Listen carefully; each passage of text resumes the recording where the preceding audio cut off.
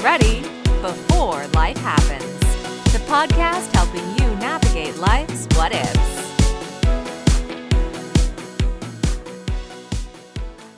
Welcome to Get Ready Before Life Happens with Tony Stewart. I'm pleased to be joined today by my friends Cameron Huddleston, Cathy Sikorski, and Neil Granger to talk about the 7 habits of highly effective scammers and how you can protect yourself and your loved ones. Welcome to the show, everyone. Thanks for joining me today. Thanks. Hi. Why did you laugh when you said my name, Tony? That's what I want. Oh, I was laughing more because I did get Cathy's name quite correct in it. My name. I don't know what it is about my name. Just think of helicopters, everyone. Cathy Sikorski. That's right. That's right. Well, and Cathy, you've been on a few episodes, and I've known you for, it seems long like time. forever. So it's like I should know how to pronounce your last name, but so that's a good hint for this topic of scammers. Is that's an important sign to look out for when you get an email and your name's not spelled correctly? That's a tip off. If your bank says, "Dear Miss Sikorski," just like I did, that's a tip off. So we'll just start right there with a hot tip. Or they can't pronounce your name. If you get a phone call, because so many elders get phone calls, if they can't pronounce your name, they don't know you. Exactly.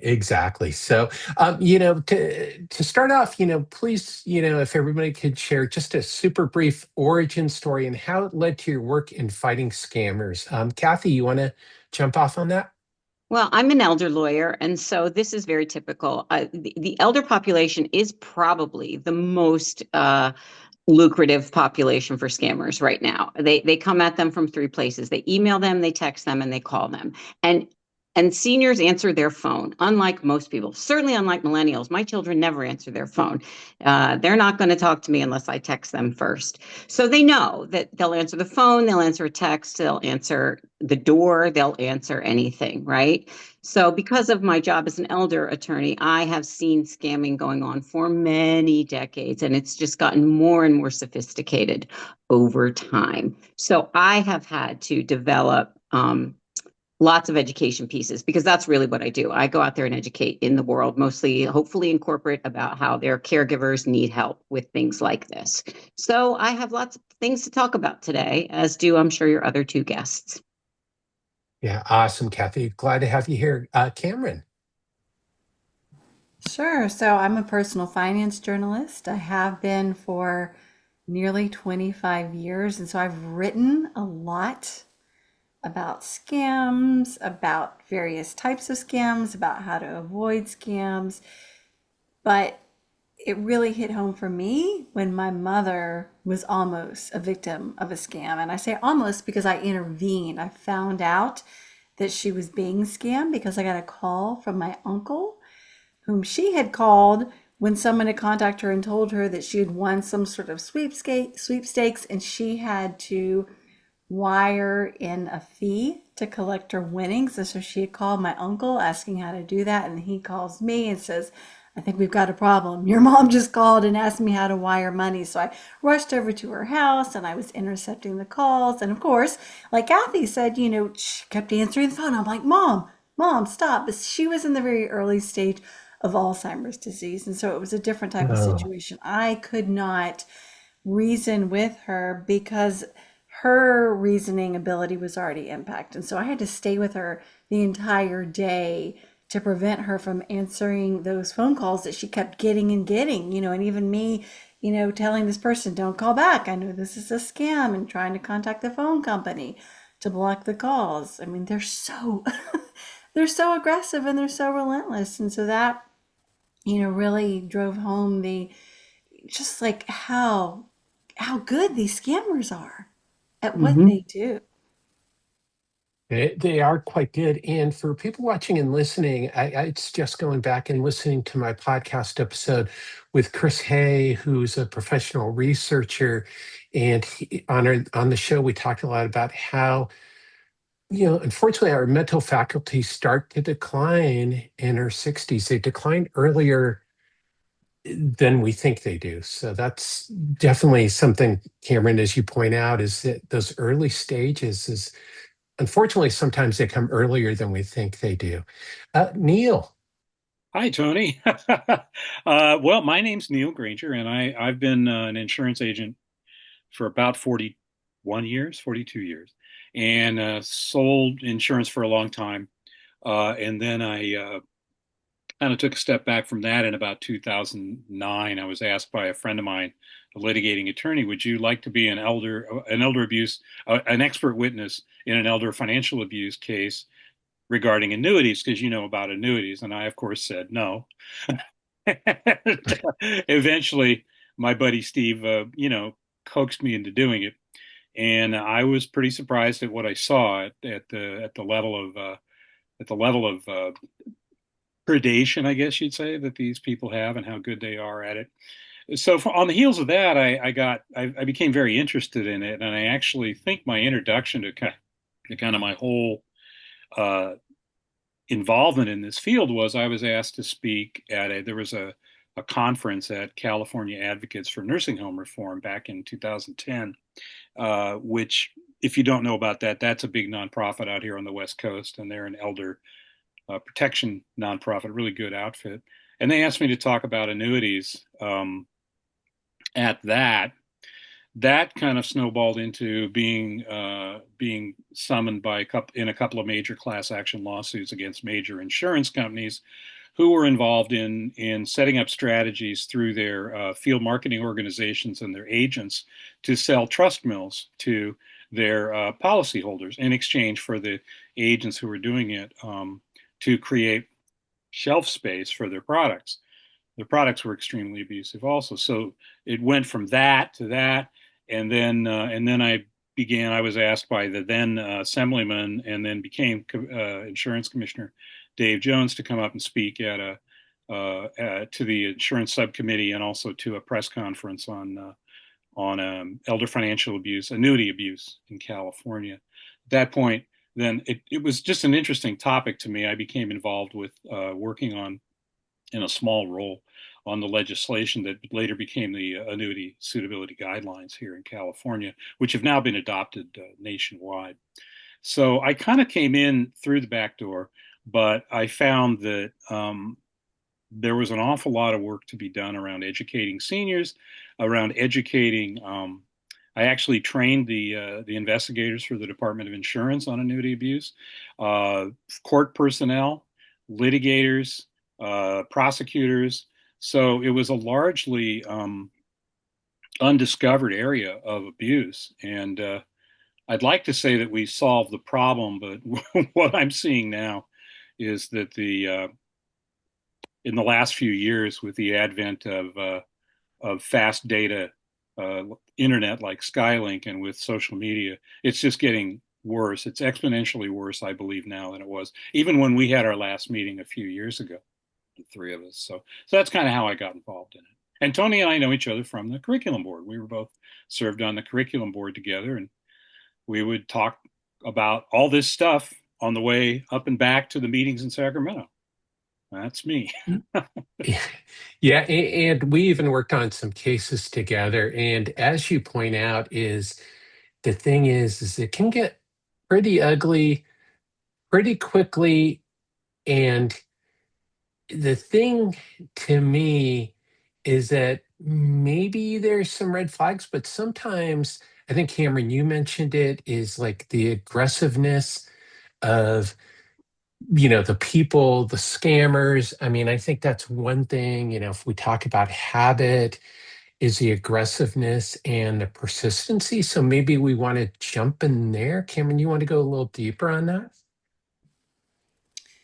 Well, I think the first thing that I would want to point out in what you're seeing is, regardless of the type of scam, is that scammers, like, their first goal is to get you thinking emotionally rather than rationally. And so they're trying to scare you. And they can do that certainly by being aggressive, but they're trying to scare you or get you excited about something. So like in my mom's case, they're telling her she's won a sweepstakes. So, oh my goodness, yay, I won money. So You know, you get into this heightened emotional state. A lot of times they're calling you or texting you or emailing you and telling you that something bad has happened. There's fraud on your account, or you get this invoice that's supposedly from PayPal and you know that you didn't purchase a new computer. And so you're thinking, oh my goodness, I've got to respond. I didn't buy this computer. Or the IRS is auditing you. So they want you to be scared, or they want you to be excited. They're dangling some sort of money that you've won. And once they can get you thinking emotionally rather than rationally, it's easier to manipulate you. So that's one definite habit of a highly successful scammer, is to get you to respond emotionally. And then they can use that aggression to turn it up. You know, you're thinking emotional and they're telling you, you know, look, you have to do something right now. You've got to take immediate action or else something bad is going to happen, or you're going to lose out on an opportunity.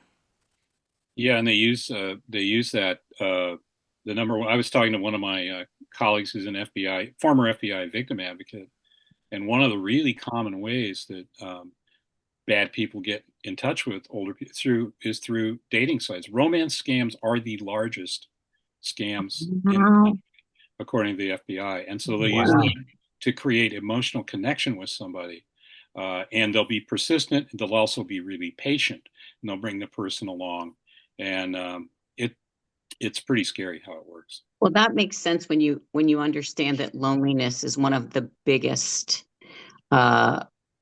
functionalities of our society right now. There is a loneliness pandemic, you know, especially in the elderly who can't get out, or who, you know, have lost their friends, or what, you know, whatever. So I didn't know that romance was the biggest one. That's amazing in a really bad way. But I do agree with Cameron in that they get you to panic, whether it's in a good way or a bad way, but it's panic. That's the very first thing they want you to do, is panic. They want you to panic that something bad is happening to you or someone you know, or they want you to panic that something great could happen to you, but you have to act immediately. And so I think one of the biggest things we can teach our loved ones is don't panic. If you get a call, an email, whatever. My mom was classically there was a time when my mom would answer the phone, and there was a time when her 100-year-old best friend would call these people back if she got a message, you know, on her answering machine. Because they didn't have her friend didn't have anything else to do. She would tell my mom, I just want to hear what they have to say. So we have to educate to not push the panic button. That's what I would say. Yeah, I agree. Yeah. Yeah, I love that. And I think we've covered actually quite a few habits already here. Is one of them is that time sensitivity, the loneliness, and the flip side of the loneliness that I've seen is that isolation, is the don't tell anybody about this. You know, oh, I want to talk to my spouse about this. Oh, you don't need to bother your spouse with this, or you don't need to bother your kids with this. And so they try to get the person alone. So maybe that's how it works with the romance scams, is that it's also playing on that tangent. Yeah, I just wanted to say the term romance scam, it's a little broader umbrella, because it's not just trying to get elders, who are susceptible to that. I'm 70, I'll be 74 in a couple of months, and I'll tell you, when you become, you know, I noticed with myself and the people it's a different world than it was 20 years ago. I had this abstract idea of what it was like to be older. But, you know, you watch your friends getting sick, you watch your friends dying. We've got a couple of friends in hospice, and you're going, I only have a certain amount of time here to enjoy my life, right?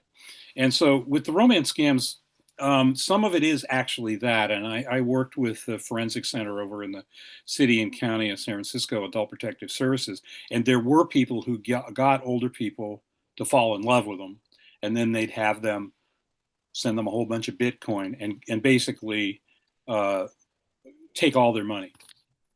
Incidentally, the term in the community for that is pig butchering. That's what they call it. really nice. Terrible. But it's that bad. And so also, though, it covers people who are just befriended by predatory entities, and a lot of it's done through dating sites. Some of it's done through, I mean, the one thing I would say is if you have a smartphone and you have a computer, you're one of two types of people. You're either somebody who's been approached by a scammer or somebody who will. And so, I got something today from Costco. Hey, your membership's expired, but here, if you pick one of these free gifts, we'll reinstate it for you. I'm like, my membership didn't expire. It's a scam thing. You can always look at the email address. So I would broaden the topic of romance scams to say people who are using a personal relationship to incentivize victims to send them all their money. That a lot of that stuff comes out of these scam centers in Myanmar, and where they have these giant scam centers that contact and prey upon people via email, via social media, via text message, the whole thing. And then we've got the old people we can kind of regard as quaint now, the people who call you up, so, and that's bad enough, but this is another overlay of these international organized crime groups that are doing it now. Anyway. Tony, I wanted to elaborate on what you were saying about how scammers will tell you not to tell anyone, talk to anyone about what's going on. It's a very typical habit of scammers. They get you on the phone and again, they tell you, something bad is happening. This often happens in these fraud type schemes where it might start with a text message that is supposedly from your bank telling you that there's fraudulent activity. Right. You respond to the text or you call the number, and then suddenly you're connected with this bank representative and they're saying, oh, well, we've been actually working with the FBI or the FTC, or they'll name some other government agency, and we want to connect you with this government agent. And then this agent will get on the phone with you and tell you that, really it's a much bigger issue and your identity has been stolen and it's been used to commit all these crimes. But here's the deal. You can't talk to anyone. You can't compromise this investigation. You're not going to be protected by us if you reach out to an attorney or if you talk to your spouse or your partner or anyone else. And so if you've got someone on the phone who is telling you, don't talk to anyone else, don't contact law enforcement, don't talk to an attorney, don't tell your spouse about this, that's a scam right away. Like federal government agencies in particular, they're not going to threaten you like that at all. And you can go to any government site and they all have that warning. We're not going to, Federal Trade Commission, we're not going to threaten you. FBI, we're not going to make these threats. And so if someone is telling you, don't tell anyone about this conversation that we're having, it's a scam. Like, right then and there, it is a scam. Hang up. Yeah, exactly. Wow. Yeah, and Cameron, I just want to add something for listeners around the world, that this applies to government agencies and law enforcement around the world. Interpol is not going to call you up, about collecting a bill. So that applies no matter which country you're in. These things. Cathy, what have you seen on this? Well, the other thing that Neil brought up that I wanted to underscore is, and it kind of, we're probably just going to go back and forth into what happens and how to, confront it, is he said you can always check the email address. And people miss this all the time. Honestly, I've missed it on occasion. My daughters will go, did you check who that's from? And then I'll go back and yep, you're right. Whenever you're getting any kind of an email around anything that's financial or even, your grandson is with the sheriff's department or whatever it is, check the email address because it's usually very obvious that the email address is coming from a scammer. It's obvious because it's usually a bunch of letters or a bunch of numbers. It doesn't have an official thing. Even from your bank, it could be a fake email, but they're better at it. Instead of saying Wells Fargo, it might say Wills Fargo. Or it might say Wills Fargo, right? But you've got to be, the very first thing you should do is check the email address that you're receiving it from, because it's very likely that's going to be a super clue that this is a scam. And, you should just deep six it. Stop talking to these people. Stop communicating with them. Because honestly, even reporting it to the attorney general of your state or whatever, it's a great idea. It's nice that they can collect it, but it's not going to help you in any fashion. The thing that's going to help you the most, quite frankly, is to stop it and block it. Block everything that comes in. I know you get the same phone call 10 times. Block them anyway. Stop it and block it. And another thing that they do, because Neil also mentioned this, is with these phone calls, instead of it saying now, even sometimes potential spam, that's great. That's coming through on telephones, on your cell phone. But now it's coming with a name. And it's also coming with the first 3 digits that are your local area code. And it can still be, and probably is, in fact, a scam. But people don't believe that because, oh, this is a 610 area code, or this is a 215 area code, or whatever, right? Whatever your area code is. And it says Jane Doe. And you're like, I don't really know Jane Doe, but it's a person's name and it's in my area code. Again, I say don't answer the phone if it's not someone you know. They'll leave a message. This is what I told my mother 1,000 times. They'll leave a message if it's important. Otherwise, don't answer it. That's called spoofing, right? When they call in on a phone, I get stuff from, like, I live in Oakland, right? City of Oakland. No, it's not the city of Oakland.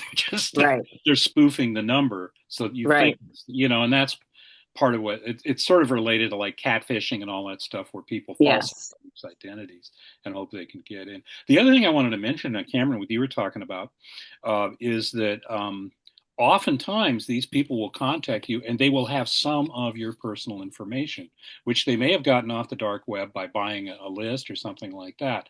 And so when they come in and they start talking about, well, I'm with your bank, and, they know your bank, they know certain things about you. And these people are very good at what they do. They'll have you convinced that, yeah, I'm talking to the fraud department of my bank. One good way to counteract that, by the way, is to say, let me call you back. Give me your phone number. And then when you look at the phone number compared to what the fraud unit phone number for the bank is, but people are tired, they're worried, they're scared, creating the urgency, like you said, Cathy, and they feel like they have to, like, solve it right now. The IRS is gonna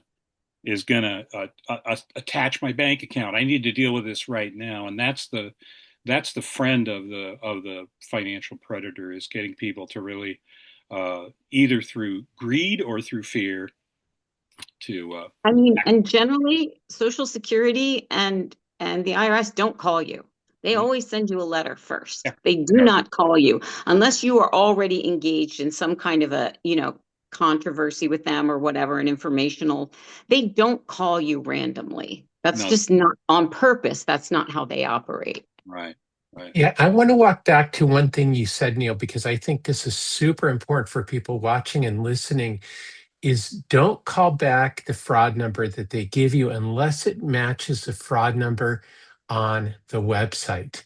And Cathy, to go back to what you said about emails, it's another trick is you can hover over the URL to see if it's your bank's URL, but don't ever click on a link. So if you get it and it looks like it's from Bank of America, still go to the Bank of America website and log in. Yeah, you can log in. Because I think, Neil, you said it, is they can spoof all that stuff. So it looks like you're going to a Bank of America website, but it might be bankofamerica.tony.com, and it's probably not a real address because I don't have a Bank of America website that I know of. So that's too bad, Tony. Could buy us all lunch.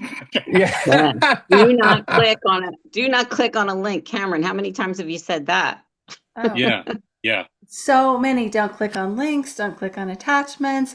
If you get a text message, don't click on the link there. And that's one of the habits of these scammers, is that they will include a link or an attachment because they want you to click on it to either send you to a fake website that's going to steal your information or your money, or download an attachment that's going to have a virus, spyware, and now they're, looking at everything you do on your computer, or you might get a pop-up that's telling you there's a problem with your computer. And this is one of those tech support scams, so you clicked on an email with an attachment, you clicked on the attachment, now you're getting pop-ups telling you there's some sort of virus on your computer. You're prompted to call a number, you're connected with what is actually a scammer. Next thing you know, you're giving them access to your computer. Right. Remote access. So that's another habit of scammers.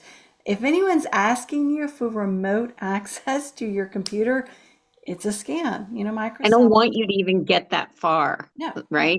You The don't want to minute get that far, but if someone's you see asking that, for that remote access, turn it off, again, unplug. red flag. Yeah, I used to get them on my phone. It would say, your phone has been hacked, and like boom, the screen would go crazy. Have you guys gotten those? And Not on my I phone. shut the phone off and restarted is what I did.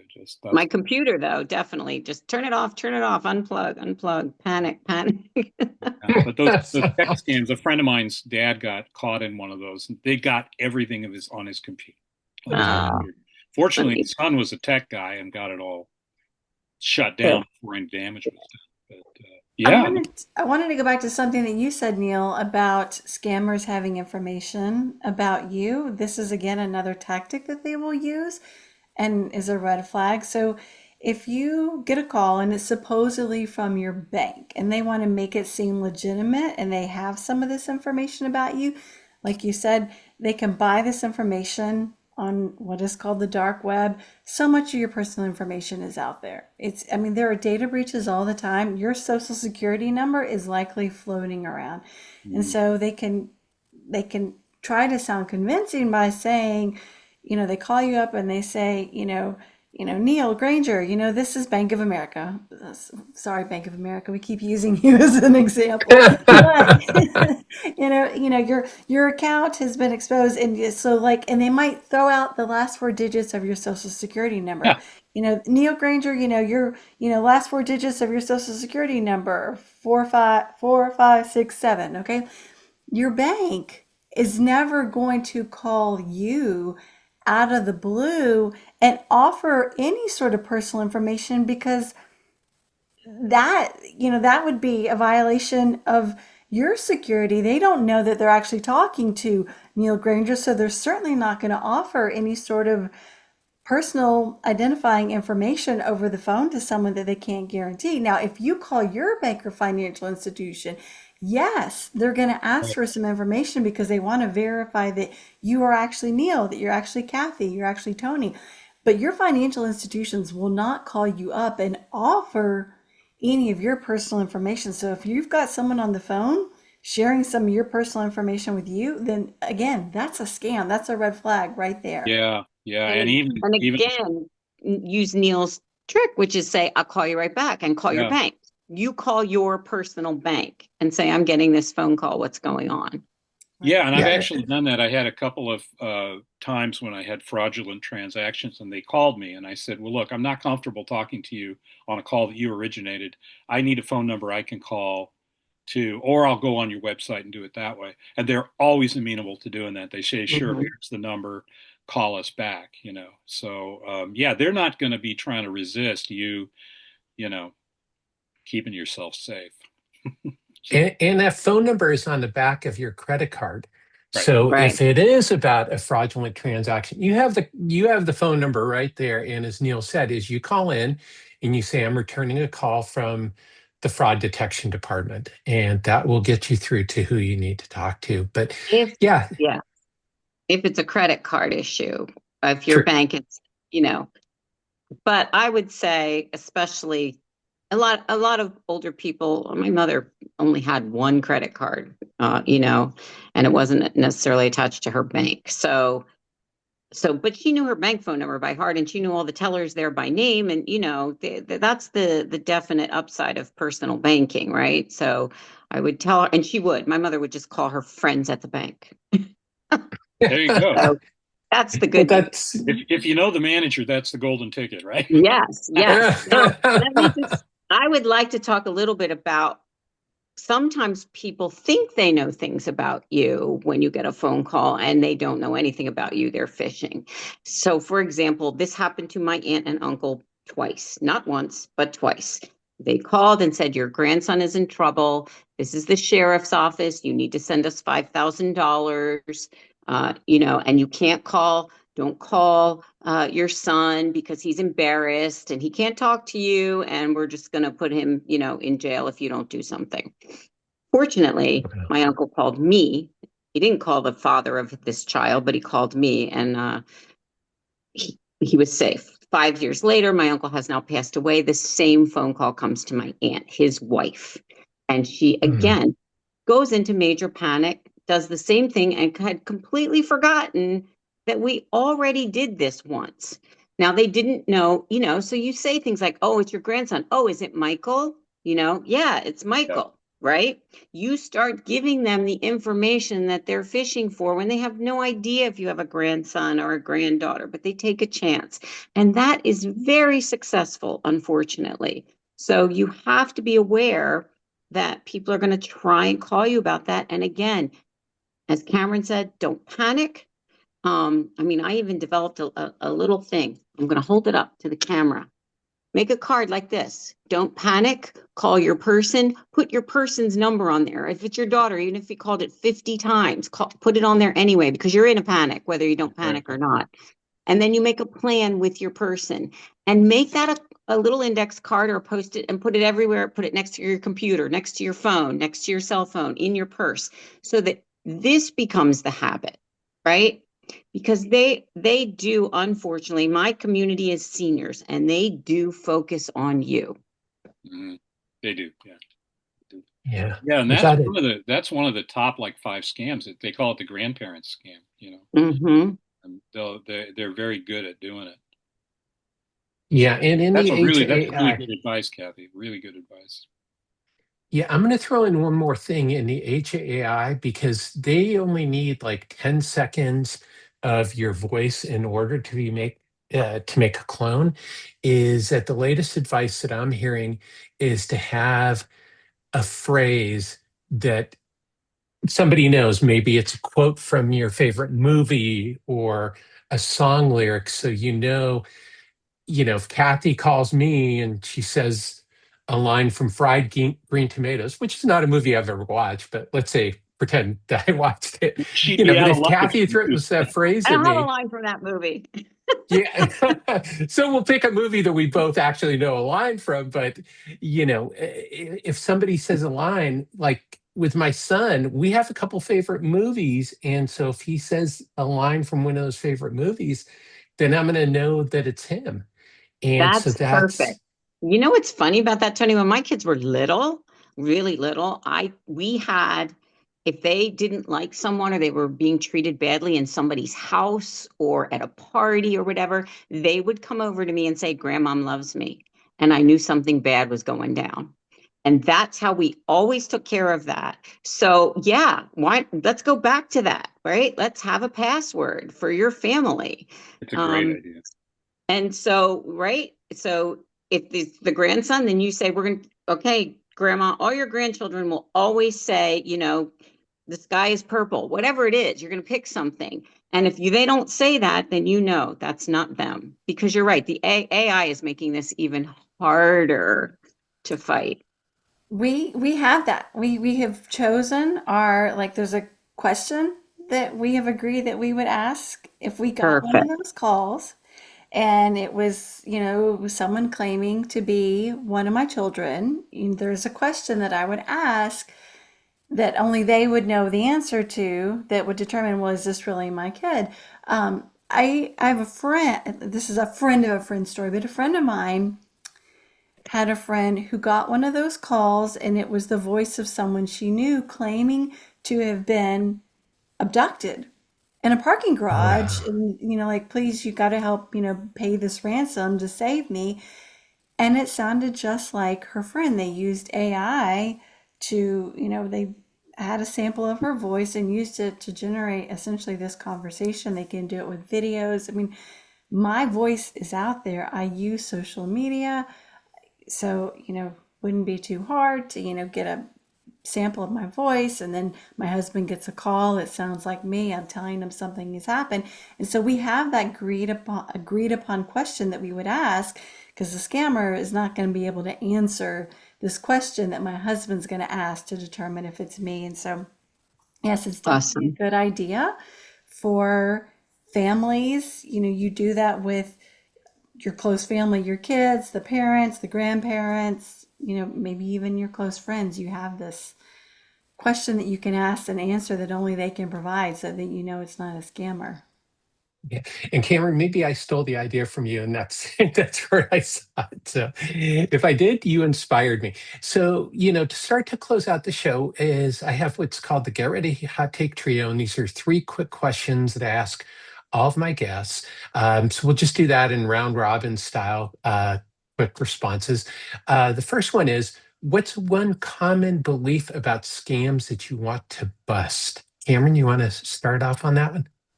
Oh man, you had to go with me first. I don't have time to think. Sorry. A common, okay, a common myth. Okay, I know. Here's a great one. Like the myth is that it's your fault if you fall for a scam, that you have done something wrong, that you're stupid or whatever. It's not. These scammers are so good. I mean, this is their job. They're doing this all day, every day, and especially now that we have really organized crime in Asia has taken over scamming. I mean, there are people who have scripts, that are written by people who are experts on emotional manipulation, even very intelligent people who are aware of common scams can become a victim because the scammers are so good. And so it's not your fault. The scammers are good. So don't think that. That's a myth. That's a misconception. Love it. Cathy.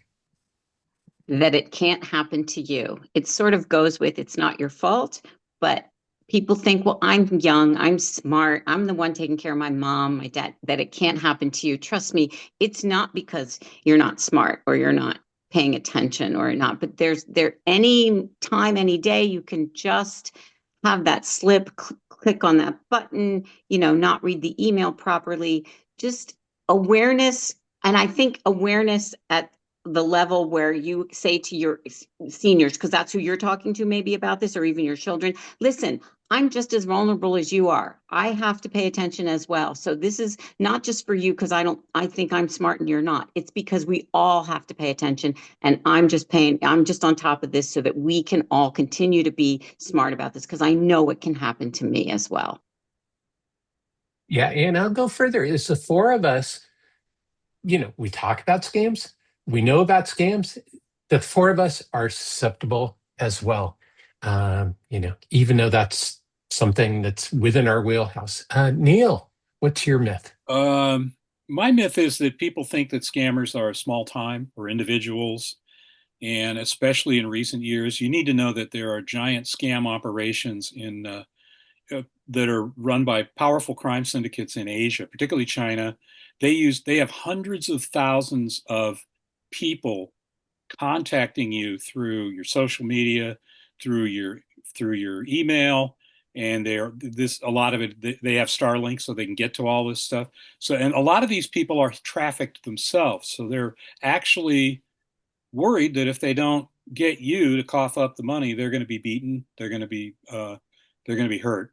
And so they systematically attack victims worldwide, and they will be attacking you, that you've either been contacted or you will be contacted. The last estimate I saw was that they, in 2024, about $61 billion worth of fraudulent transactions are attributed just to these scam centers. So that'd be my myth. It's not a small time thing. It's not the guy in a Banlon shirt sitting in a double wide trailer in Mobile, Alabama. It's like it's sophisticated people who are a lot better at doing this than you are at resisting it.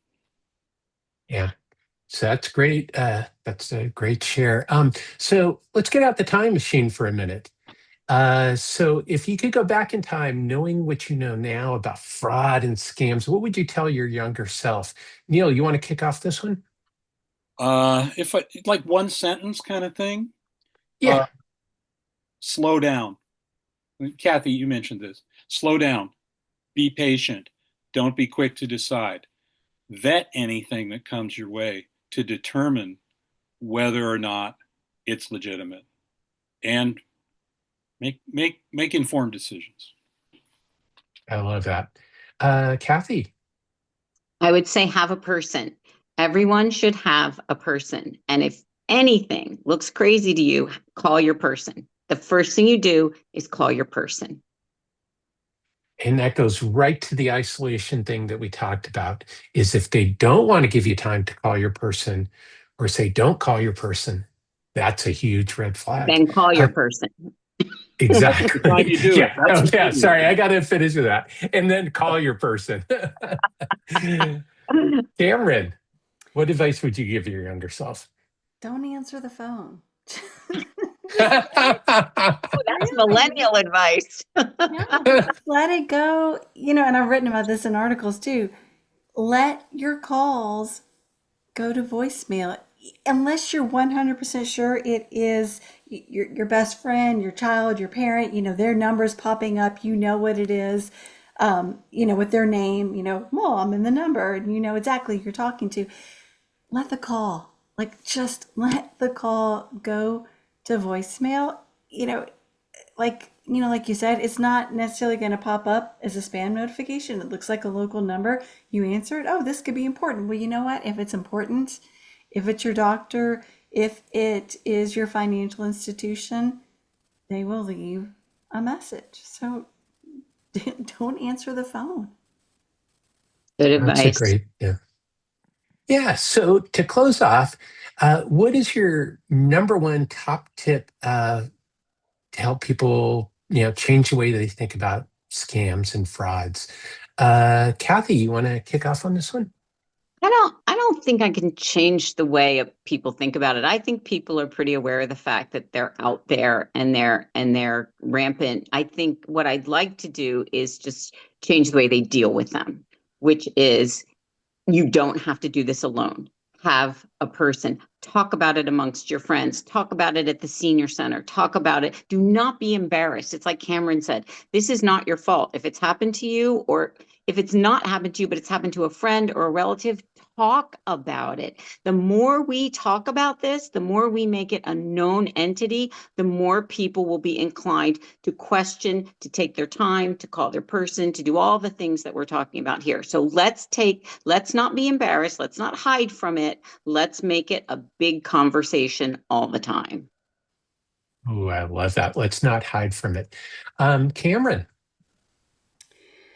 I would say because scammers are always coming up with new ways to trick us, the best thing that you can do is to be aware of those red flags, because those red flags, they're going to, the same ones pop up no matter what the scam is, creating that sense of emergency, creating that sense of urgency, trying to get you into an emotional state, telling you not to talk to anyone, asking for an odd form of payment, such as a gift card or Bitcoin, cryptocurrency, wire transfer. Knowing those red flags will help you avoid those scams if you get in a situation where you are interacting with someone. Yeah, I love it. That's wonderful advice, is asking for an odd form of payment or sending you a prepayment and then asking for you to send some of that back to them, because they sent you too much. That's a common scam. Neil, what's your number one tip? I think really quickly, don't think you're impervious to scams. You will be approached. You will have that happen to you. If you own a smartphone, if you're on the internet, or you have a telephone, or you're on social media or gaming platforms, you will be approached by scammers. You better have a plan. Yeah, that's awesome. So to wrap up, where can people learn more about you and your work? Cathy, you want to lead off on that? Where can people find you? CathySikorski.com. You see my name right there under my face. That's literally CathySikorski.com. That's my website. It has my email on there. You are welcome to email me with any questions. Absolutely. Or bring me in to speak to your corporation about stuff like this. Fantastic. And Cathy, you've also got a couple books. One of my favorites is Who Moved My Teeth? So I will have a link to your website and to your book. Cameron. Thank you. Like Cathy, it's pretty easy. It's CameronHuddleston.com. Again, you can contact me that way. You can find links to my, social media sites that I'm active on. And I have a free resource that people can download if they want. It's a scam red flags sheet. Print it out, hang it up by your phone, on your refrigerator, give it to your loved ones. Just again, as that reminder of what the red flags are. Awesome. And you've also got an amazing book, Mom and Dad, We Need to Talk, because these are conversations that we need to have as a family. So there'll also be links to your book as well in the show notes. Neil, where can people find out more about you? Well, I'm pretty much just available on my LinkedIn profile, and I have all my contact information there, what I do and all that. So I keep a lower profile, but you feel free to contact me there. Fantastic. So thank you all for joining me again today on the Get Ready podcast. Thanks, Tony. It was a great conversation. Great to see everyone again. Yeah, this was awesome. And thank you, everyone, as always, for tuning in to the Get Ready Before Life Happens podcast. If you found something today to help you change the way you think about fraud and learn some red flags and everything, please be sure to subscribe and to share this with a friend, because this is a really important episode. You can also join the Get Ready movement at tonystewart.com and receive access to my free library of resources. Until next time, let's change the way we think about money.